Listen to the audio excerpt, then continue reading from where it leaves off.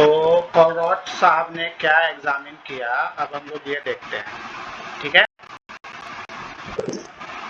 सबसे पहले इन्होंने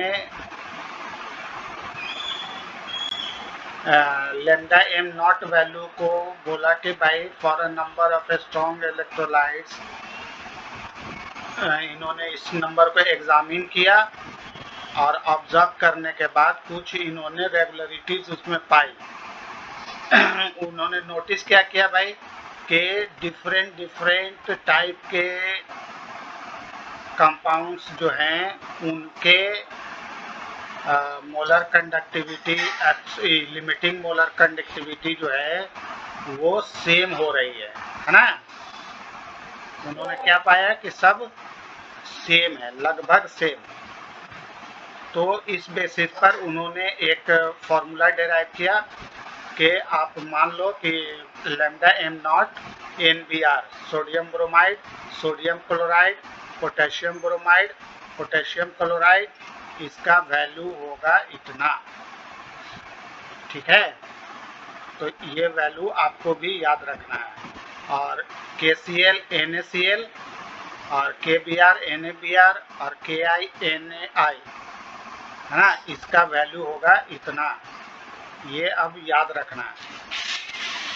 कैसे ध्यान रखना है कि पोटेशियम क्लोराइड और सोडियम क्लोराइड, अगर क्लोराइड दोनों है, ब्रोमाइड दोनों है या आयोडाइड दोनों है, तो उसका वैल्यू कितना होगा 23.4 SCm² पर मोल। और अगर ब्रोमाइड है क्लोराइड है, ब्रोमाइड है क्लोराइड है, तो उसका वैल्यू होगा 1.8। इसका नाम है Kohlrausch law of independent migration of ions. तो इसके बेसिस पर उन्होंने क्या बोला, एक डेफिनेशन दे दिया इस वैल्यू के बेसिस पर। उसका डेफिनेशन है कि limiting molar conductivity of electrolyte can be represented as the sum of individual contributions of ions and cations of electrolyte, है ना। सब आयंस और कैटायंस का जो इंडिविजुअल ये है उसका सम होगा क्या, लिमिटिंग मोलर कंडक्टिविटी, जिसको इन्होंने इस तरह से फॉर्मुलेट किया। ठीक है, तो इस फॉर्मूले को इसी तरीके से ध्यान में रखना है। सोडियम आयन और क्लोराइड आयन का अगर हम लोग लिमिटिंग मोलर कंडक्टिविटी निकालेंगे तो दोनों का इंडिविजुअल ऐड कर देंगे। देखो ये ओरिजिनल लैम्डा है, ठीक है, ये डुप्लीकेट है, तो इसको ऐसे ही लिखते हैं हम लोग, ऐसे करके NaCl बराबर कितना, तो इंडिविजुअल जो सबका है आयन का, सोडियम आयन का लिमिटिंग कंडक्टिविटी, मोलर कंडक्टिविटी, और कैल्शियम आयन का लिमिटिंग मोलर कंडक्टिविटी, दोनों को ऐड कर दो तो हमको क्या मिल जाएगा, सोडियम क्लोराइड का लिमिटिंग मोलर कंडक्टिविटी। ठीक है, फॉर्मूला सिंपल है, कोई ये नहीं है। अब कहता है कि if electrolyte on dissociation gives V plus cations, है ना, अगर वो टूटकर इतने कैटायंस दे रहा है और V माइनस एनायंस, ठीक है, इतना एनायंस दे रहा है, तो आप सबको मल्टीप्लाई कर दो उसी से, उसी फैक्टर से। ठीक है, तो आपको मोलर कंडक्टिविटी निकल जाएगी। तो ये दो फॉर्मूला, ये सिंगल केस में है, और ये जैसे मान लो ये N1 टाइप दे रहा है, ये N2 टाइप दे रहा है, टूटकर आयन, तो हम लोग ये फॉर्मूला इस्तेमाल करेंगे। ठीक है, इसमें तो कोई ज़्यादा लॉजिक लगाना नहीं है। अब इसमें फिगर टेबल 3.1 में दे रहा है limiting molar conductivity for some ions in water at 298 kelvin. यानी कि लगभग रूम टेम्परेचर 25 से 27 के बीच में होता है ना। तो सबसे ज्यादा किसका दिख रहा है? H+ का। सबसे कम इसका दिख रहा है ना, 40 पॉइंट इतना। बस खाली ज्यादा कम वाले का याद रखने का, एक आध को बीच का अपना याद रख लेने का। अब हम लोग देखते हैं, ये तो हम लोगों ने देखा है स्ट्रॉन्ग इलेक्ट्रोलाइट के केस में। सिमिलर चीज अब हम लोग वीक इलेक्ट्रोलाइट के केस में देख रहे हैं। तो वीक इलेक्ट्रोलाइट्स जैसे एसिटिक एसिड हो गया है ना, तो इसका क्या होता है कि इसके पास लोअर डिग्री ऑफ डिसोसिएशन होता है, कम मात्रा में टूटता है, इसीलिए इसको वीक बोलते हैं ना। जो जितना हाई देता है H+ आयन वो स्ट्रॉन्ग एसिड होता है उतना, है ना, और जो जितना कम देगा वो उसको हम लोग वीक बोलते हैं। तो ये अपना वीक है एसिटिक एसिड, इसलिए इसका डिग्री ऑफ डिसोसिएशन क्या होता है? लो होता है, यानी कि H+ आयन कम देता है। ठीक है, कंसंट्रेशन बहुत बढ़ाते हैं तब थोड़ा बहुत नजर आता है, इसलिए इसको वीक बोलते हैं। अब कह रहा है कि इस तरह के इलेक्ट्रोलाइट्स के लिए चेंज इन डेल्टा एम जो है with dilution is due to increase in degree of dissociation. जैसे जैसे डिग्री ऑफ डिसोसिएशन बढ़ेगा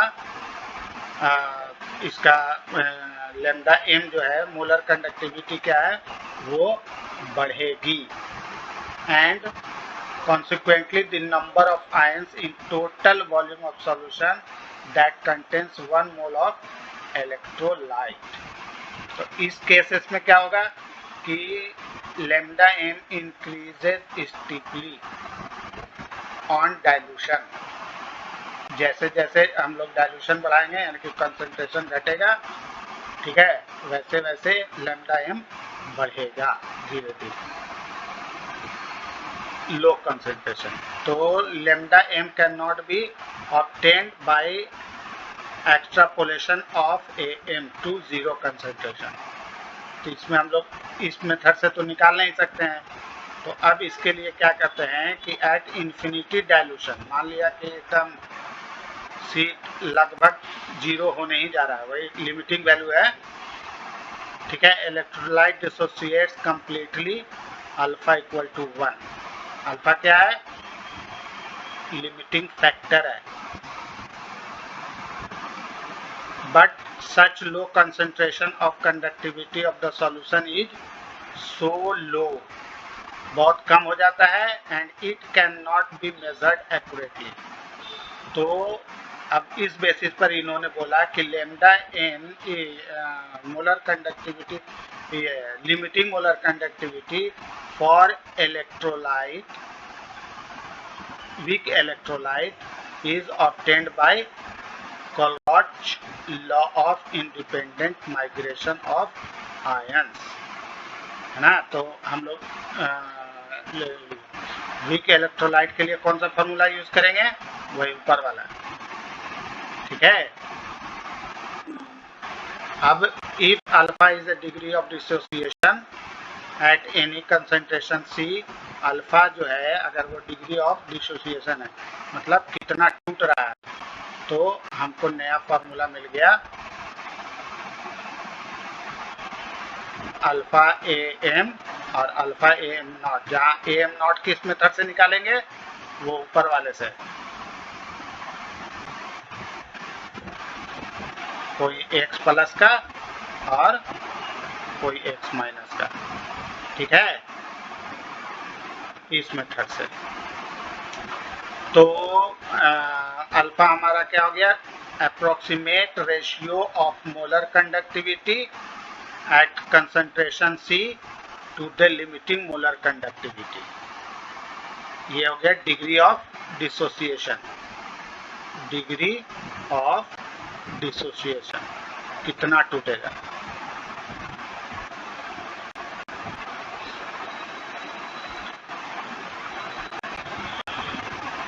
अब ये फार्मूला डिराइव किया गया है क्या नाम है अपने प्रीवियस चैप्टर से। Weak electrolyte like acetic acid have kappa ए।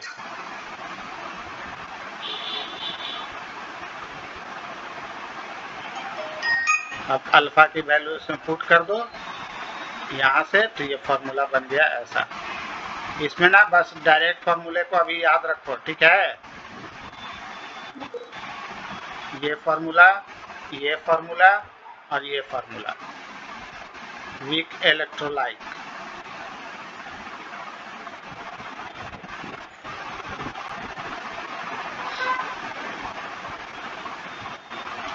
इसका इस्तेमाल ज़्यादातर using Colruy's law of independence migration of ions, it is possible to calculate limiting molar conductivity for any electrolyte from lambda naught of individual ions, है ना। एक ion का अगर individual ions का आपको अगर लिमिटिंग मोलर वैल्यू मालूम है, मोलर कंडक्टिविटी, तो आप पूरे कंपाउंड का निकाल सकते हैं।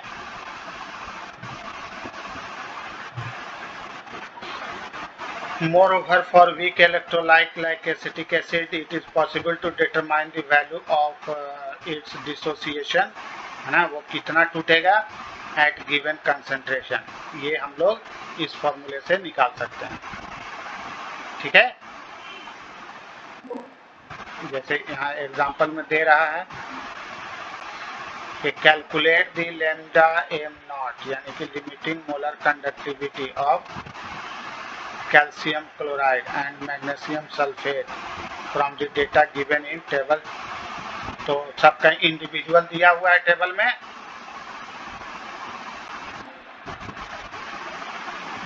कहाँ गया टेबल, यहाँ दिए हुए सबका इंडिविजुअल, है ना। अब इसी का इस्तेमाल करके आपको निकालना है। तो अब हम क्या देख रहे हैं कि ये क्या नाम है, पहले निकाल रहे हैं कैल्शियम क्लोराइड का। तो कोलरॉच लॉ जब लगाते हैं तो हम क्या देखते हैं कि CaCl2, अब ये जब टूटेगा तो ये कैसा बनता है, Ca2 प्लस और 2Cl माइनस। तो ये दो अमाउंट में है, 2 मोल होता है ना। तो मोल जब रहेगा तो उसको मल्टीप्लाई कर देते हैं हम लोग, इसीलिए इसको मल्टीप्लाई कर दिया गया, ठीक है। और ये तो 1 मोल में ही रहा, तो इसलिए ये 1 ही रह गया। दोनों को ऐड किए, इसका वैल्यू इतना मिल गया। उसी तरीके से मैग्नीशियम सल्फेट, ये दोनों 1-1 मोल ही रहता है, क्योंकि ये टूटता है तो Mg2 प्लस और SO4 2 माइनस रह जाता है। तो दोनों 1-1 मोल ही है, तो दोनों का बस खाली सिर्फ वैल्यू टेबल से देख के ऐड कर दिया, तो ये दोनों का निकल गया। क्या निकल गया, लिमिटिंग मोलर कंडक्टिविटी, ठीक है। इस केस में दूसरा वाला फॉर्मूला यूज किया गया जिसमें V प्लस और V माइनस दिया हुआ है, और इसमें पहला वाला यूज किया गया। क्लियर। अब कह रहा है कि लैम्डा एम नॉट फाइंड कीजिए फॉर NaCl, HCl, NaAC और इतना इतना इतना। तो आपको बताना है calculate in lambda naught for HAC। तो अब हम लोग इसके लिए रिएक्शन करने के लिए क्या करेंगे, HAC का अगर हम लोग निकालना है तो पहले लैम्डा H प्लस और लैम्डा AC माइनस, ठीक है। इसका लिमिटिंग मोलर कंडक्टिविटी ले लिया। अब ये AC माइनस में हमारा क्या क्या कनेक्टेड है, लैम्डा H प्लस तो ठीक है, ये कहाँ से आ रहा है, तो lambda Cl minus, lambda AC minus, lambda Cl minus, lambda Na plus, lambda Na plus. हम लोग बैलेंस कर दिए। देखो इसको कट करेंगे तो फिर ये लैम्डा AC आ जाएगा ना, तो इसलिए इसको कंबाइन कर दिया गया। अब देखो lambda H plus lambda C L मिलकर लैम्डा एच सी एल बन गया, और उसी तरीके से एन ए और ए सी मिलकर क्या हो गया, एन ए सी हो गया, क्योंकि इसका दिया हुआ वैल्यू, इसका भी वैल्यू दिया हुआ है, इसका भी वैल्यू दिया हुआ है, और ये जो है माइनस माइनस कॉमन लेंगे तो हमारा प्लस हो जाएगा यहाँ पर। ऐसे हम लोग लिख सकते हैं N A plus plus C L minus,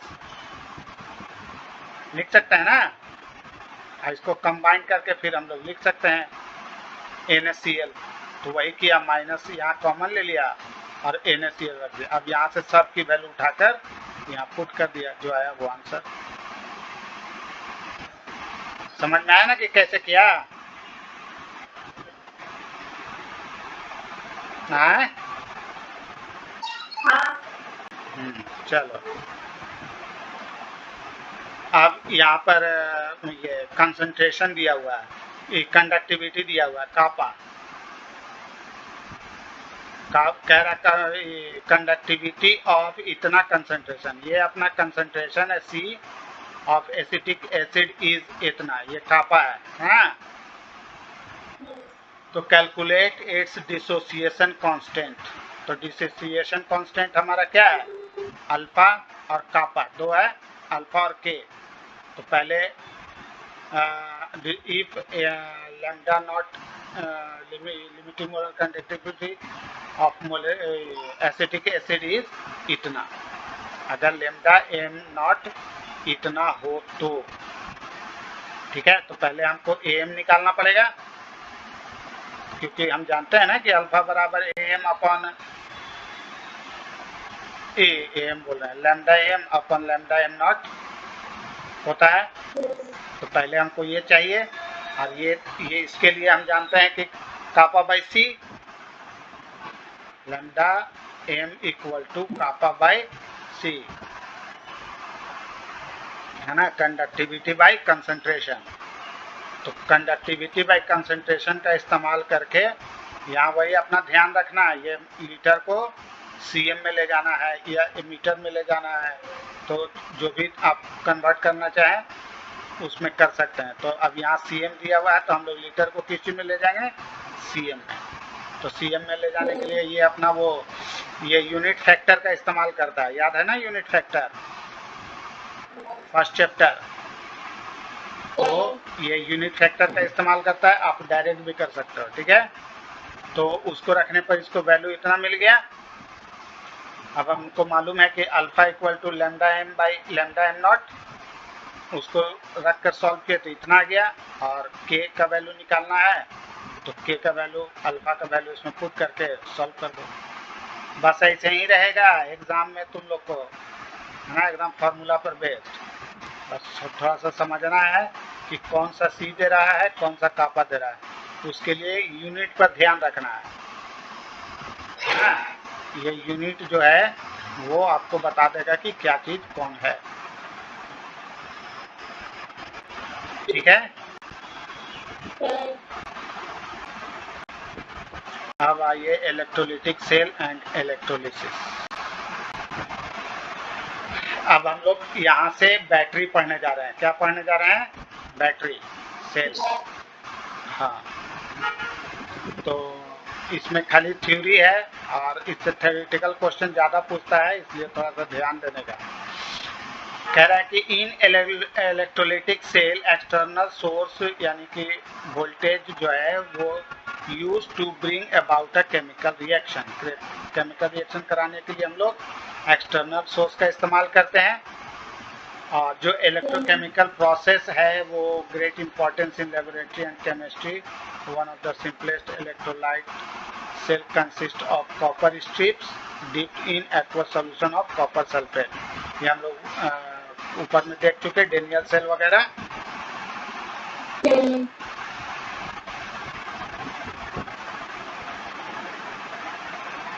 इससे जो करंट होता है उसको बोलते हैं डीसी, है ना। बैटरी से जो करंट आता है वो क्या है, डीसी, डायरेक्ट करंट। तो डीसी वोल्टेज अगर अप्लाइड करते हैं टू इलेक्ट्रोलाइट्स में तो ये क्या होता है, टूटता है ना, टूटता है। तो टूटकर Cu2 प्लस आयन देता है, at cathode and the following reaction takes place. ये हम लोग को मालूम है, 2 इलेक्ट्रॉन लूज करके अपना Cu+ में ये हो जाता है। उसके बाद जाकर ये क्या नाम है, कॉपर मेटल जो है वो डिपॉजिट ऑन कैथोड जमा हो जाता है। ये सब हम लोग ऊपर पढ़ चुके हैं ना।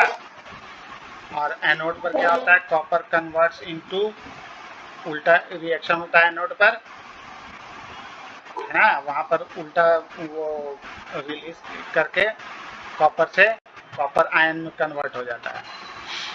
तो दस copper is dissolve at anode and deposited at cathode. ये सब तो मालूम नहीं है।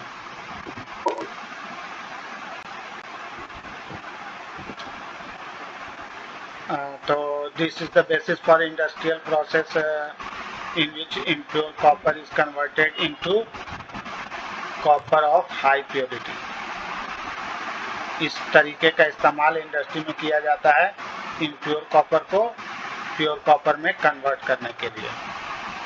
The impure copper is made at an anode that dissolves on passing the current, and pure copper is deposited at cathode. And metals, many metals like sodium, magnesium, etc. जो है वो produce किया जाता है लार्ज स्केल पर bye electrochemical process. ये एक तरह से यूज में भी काम आएगा, है ना। क्या क्या यूज है इसका और इससे क्या क्या फायदा है, इस टाइप का क्वेश्चन इससे सॉल्व हो जाएगा। Electrochemical reduction of their respective ions were no suitable chemical reducing agents are available for this purpose. Sodium magnesium metals are produced by electrolysis of their fused chlorides and aluminium is produced by electrolysis.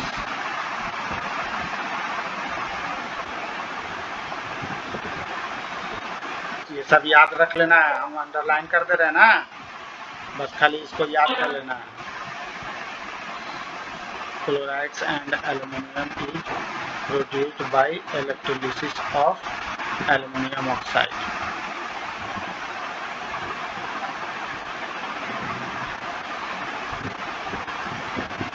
Quantitative aspect of electrolysis. तो electrolysis का quantitative मतलब मात्रक रूप, है ना, मात्रक स्वरूप क्या होगा इलेक्ट्रोलिसिस का मात्रा के हिसाब से। तो अब हम लोग इसके लिए फैराडे साहब ने कुछ एक्सपेरिमेंट किया। अब उस एक्सपेरिमेंट को हम लोग देखते हैं। इनका करंट एंड इलेक्ट्रिसिटी में बहुत योगदान रहा है फैराडे साहब का, ठीक है।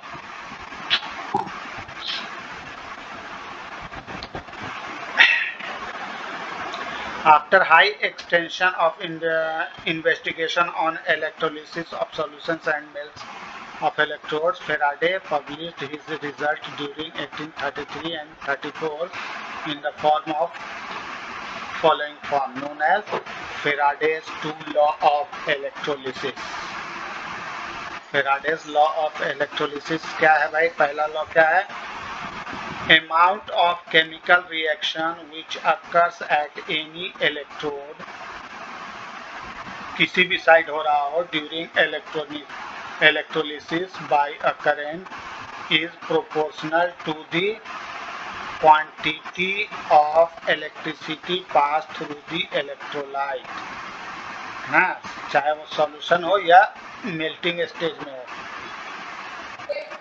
ठीक है। क्या कहना था इनका कि जो केमिकल रिएक्शन का अमाउंट है, कितना केमिकल रिएक्शन होगा, है ना, वो डिपेंड डायरेक्टली प्रोपोर्शनल है किसके, quantity of electricity pass through it, है ना। यानी कि जो इलेक्ट्रोलाइट के थ्रू हम लोग करंट पास कराते हैं उसके डायरेक्टली प्रोपोर्शनल होगा।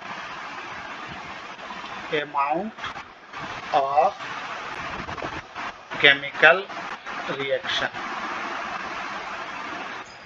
is directly proportional to quantity of electricity.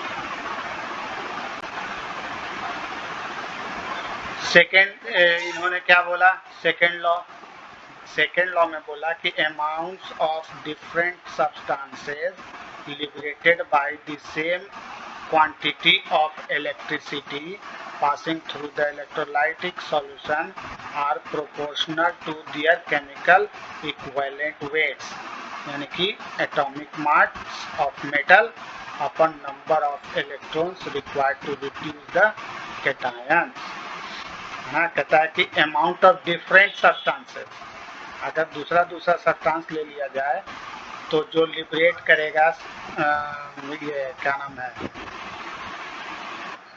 Liberated bye same quantity of electricity, जो पहले केस में प्रोवाइड किया गया उतना ही अगर इलेक्ट्रिसिटी प्रोवाइड करें तो दूसरे सब्सटेंस का जो अमाउंट होगा वो होगा directly proportional to their chemical equivalent weight. Chemical equivalent weight का मतलब क्या हुआ कि atomic mass of metal divided by number of electrons required to reduce cation. ठीक है,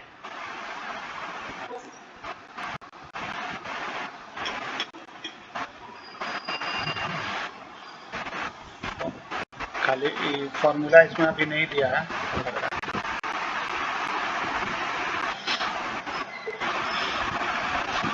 तो amount of different substances liberated by the same quantity of electric current through the electrolytic solution is proportional to their chemical equivalent weight. chemical equivalent weight बोलेंगे तो atomic mass of metal divided by number of electrons required to reduce the cations.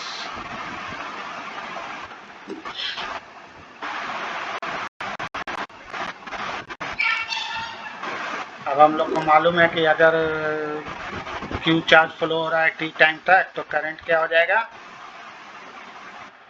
I equal to Q upon T, तो Q equal to IT लिख सकते हैं हम लोग। Q coulomb है, I current है और T टाइम सेकेंड है, ये अपने को मालूम है।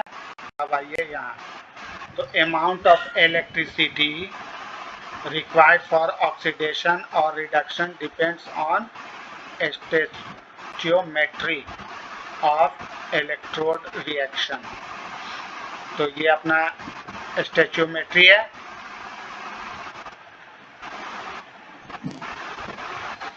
अब इसमें क्या हो रहा है कि 1 mole of electron is required for reduction of 1 mole of silver ions, है ना। 1 मोल चाहिए इलेक्ट्रॉन का हमको, किस चीज के लिए, 1 मोल सिल्वर आयंस को रिडक्ट करने के लिए।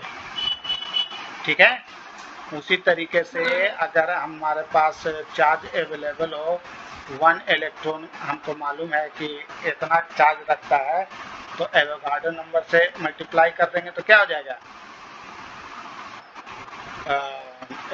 Avogadro number into charge of electron, है ना, इतना कूलम हो गया। अब ये हमारा जब सॉल्व करेंगे तो कितना आ जाएगा, Avogadro number 6.023 into 10 to the power 23 होता है, दोनों को मल्टीप्लाई कर दिए तो ये हमारा वैल्यू आ गया इतना। इसको हम लोग बोलते हैं फेराडे। ठीक है, इतना कूलम को हम लोग क्या बोलेंगे, फेराडे। ऊपर एक फार्मूले में देखे थे ना, एफ वाला, हाँ, तो इतना coulomb per mole, the quantity of electricity is called Faraday. इतना इलेक्ट्रिसिटी हम लोगों को जरूरत पड़ेगी। तो ये हो गया हमारा सिंबल F। तो 1 फैराडे मतलब, अब से समझेंगे 96500, या एग्जैक्ट वैल्यू भी याद रखना, क्योंकि तुम लोगों को कभी कभी ना वो ऑब्जेक्टिव में दे देता है डायरेक्ट वैल्यू ही।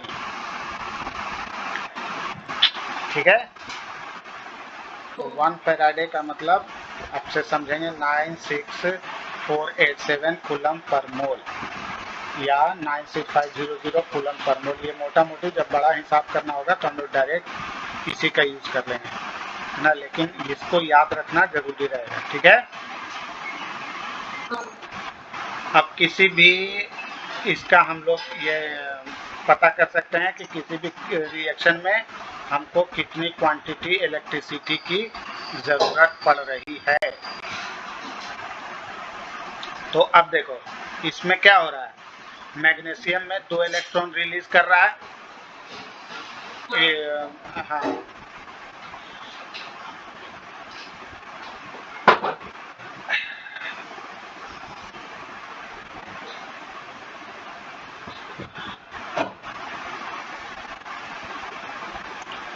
हाँ, एल्युमिनियम टीन, तो कह रहा है कि indeed it is obvious that 1 mole of इतना and इतना required 2 mole of electrons और 3 moles of electrons respectively।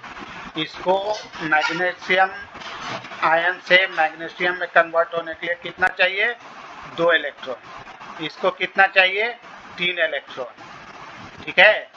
तो इसका हो गया 3 फेराड, 1 इलेक्ट्रॉन का 1 फेराड, तो 2 इलेक्ट्रॉन का कितना 2 फेराड और 3 इलेक्ट्रॉन का कितना हो जाएगा 3 फेराड।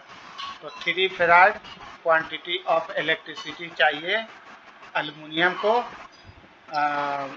और मैग्नीशियम को चाहिए 2 फेराड, ठीक है।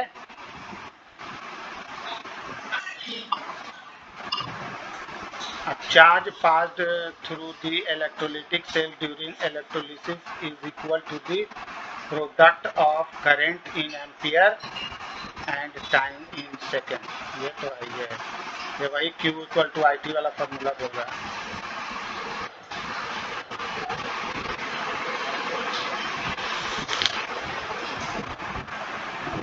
कॉमर्शियल में प्रोडक्शन ऑफ मेटल्स में current at as high as 5000 ampere are used, ठीक है, and amounts to about 0.51 farad per second. Per second कितना फेराड यूज होता है, इतना क्वांटिटी ऑफ करंट इंडस्ट्री में मेटल बनाने के लिए। तो अब ये याद रखना है, ये तो फॉर्मूला करंट वाला है ना, Q इक्वल टू IT, इसको लैंग्वेज में लिखा है ये, है ना। कह रहा है कि a solution of CuSO4 is electrolysed for 10 second, 10 second के लिए 10 मिनट के लिए इलेक्ट्रिसिटी पास कराया गया है ना, with a current of 1.6 ampere. कितना करंट था, ये I हो गया और ये हो गया अपना T। तो T मिनट में दिया हुआ है, मिनट को हम लोग सेकंड में कन्वर्ट कर लेंगे, 10 मिनट है तो 600 हो जाएगा, 600 सेकेंड। अब कह रहा है कि बताइए mass of copper deposited at the cathode, cathode पर कितना कॉपर डिपॉजिट हुआ। तो हम लोग पहले इससे कितना चार्ज फ्लो हो रहा है वो निकाल लिए। अब डिपॉजिट होगा तो यही होगा ना, कॉपर आयन 2 इलेक्ट्रॉन लेगा तो कॉपर होगा, ठीक है। तो जो कॉपर आयन 2 इलेक्ट्रॉन ले रहा है तो कॉपर बन रहा है, तो हम इसको कितना फेराड इलेक्ट्रिसिटी चाहिए, 2 फेराड, है ना। तो 2 फेराड के लिए 2F को, इसका मतलब है कि इतना चाहिए इसको ना। डिपॉजिट 1 मोल, यानी कि 1 मोल मतलब 63 ग्राम ऑफ कॉपर, ठीक है। तो 900 कूलम में कितना चाहिए वो 1 लॉ से निकाल लेंगे, ठीक है। इसके लिए क्या करते हैं कि जैसे हम लोग लिखेंगे कि इसका वैल्यू कितना है, जोड़ के नहीं दिया, पेपर नहीं दिया, 2 × 96487 coulomb charges deposit 63 gram of copper, इसलिए 900 coulomb deposited 63 by 2 into 96487 into 900। ठीक है, इसको सॉल्व करेंगे तो हमको इतना ग्राम मिल जाएगा।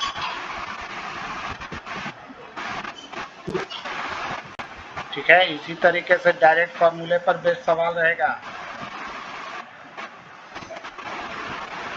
ठीक है, ये था हमारा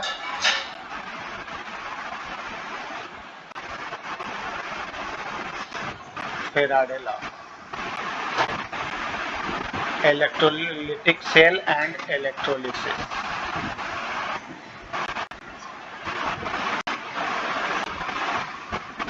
ये सबसे ज़्यादा बस समझो कि वो डायरेक्ट थ्योरेटिकल क्वेश्चन ही रहेगा, वो जो लाइन अंडर कर दिए उसी को।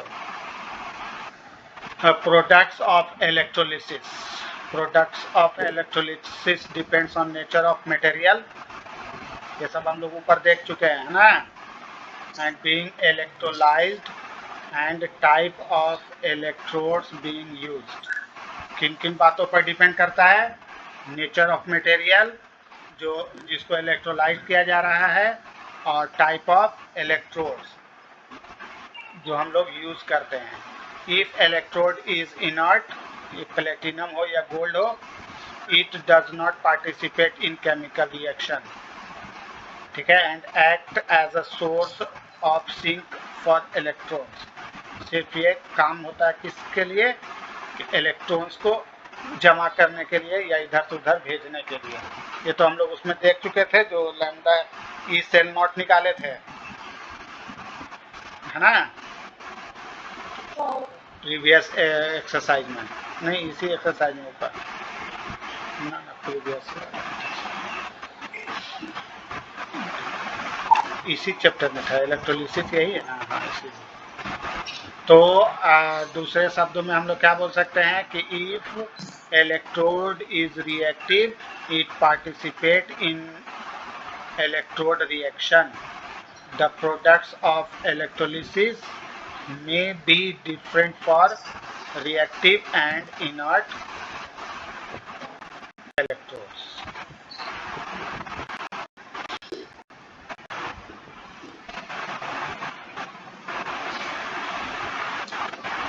The product of electrolyte depending upon the oxidation and reduction, ये सब तो मालूम ही है, ये सब पढ़ लेना अपने से। ठीक है,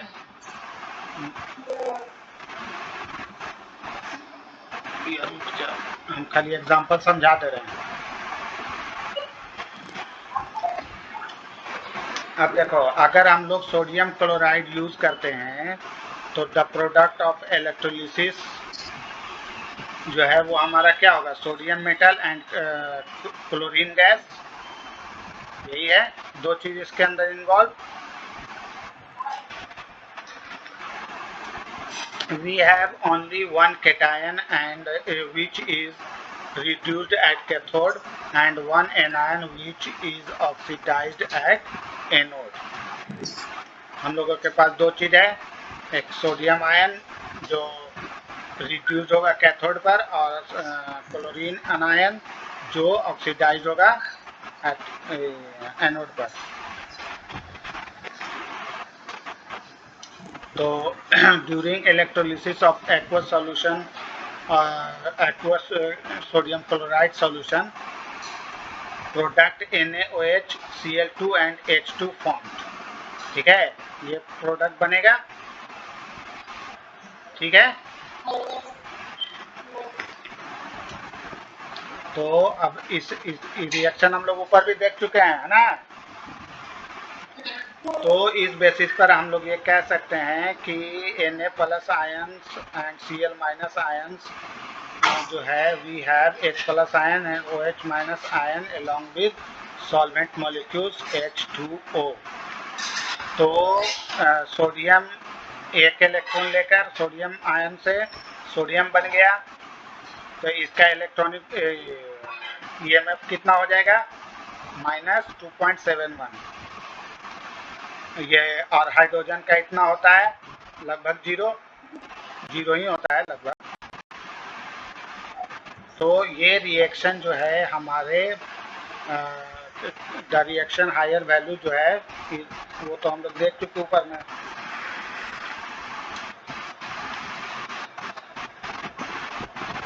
But H plus ion is produced by dissociation of H2 ions. ये वही चीज समझा रहा है ऊपर वाला नेट रिएक्शन में भी समझी।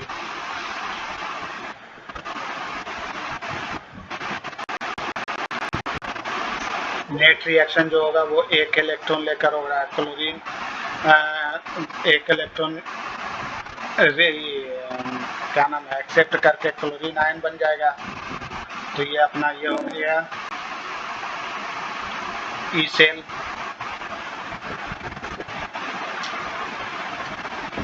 ये सब तो ऊपर में हम लोग देख ही चुके हैं, है ना। एक ही चीज में दोबारा से ये बैटरी के अंदर का रिएक्शन बता रहा है कि बैटरी के अंदर ये होता है। Reaction at anode with lower value E is preferred and therefore water should get oxidized in the presence of Cl minus. However, on account of overpotential of oxygen, reaction 3.6 is preferred. The net reactions may be summarized as सब reaction दिखा रहा है कि जब NaCl Na+Cl- बनता है तो क्या क्या हो रहा है। तो कैथोड पर H2O एक इलेक्ट्रॉन लेकर H2 + OH- आयन बनाया। एनोड पर Cl- Cl2 एक इलेक्ट्रॉन रिलीज करके Cl2 बनाया। ये हाफ इसलिए ले रहा है ना क्योंकि यहाँ पर 2 लगा हुआ है ना, इसलिए हाफ रखा है। तो नेट रिएक्शन हमारा इस तरीके का हो गया, ये इलेक्ट्रोलाइटिक सॉल्यूशन हो गया। स्टैंडर्ड इलेक्ट्रोड पोटेंशियल जो है वो हमारा क्या हो जाएगा, replaced by electrode potential by Nernst equation.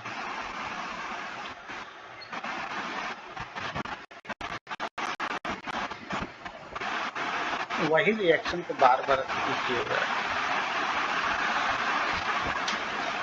Account of concentration effects during the electrolysis of sulfuric acid, the following process are possible at anode.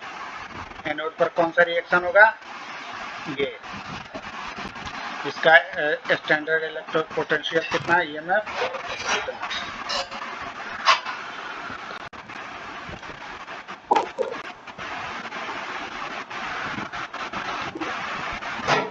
Sulphur ion अपना इतना।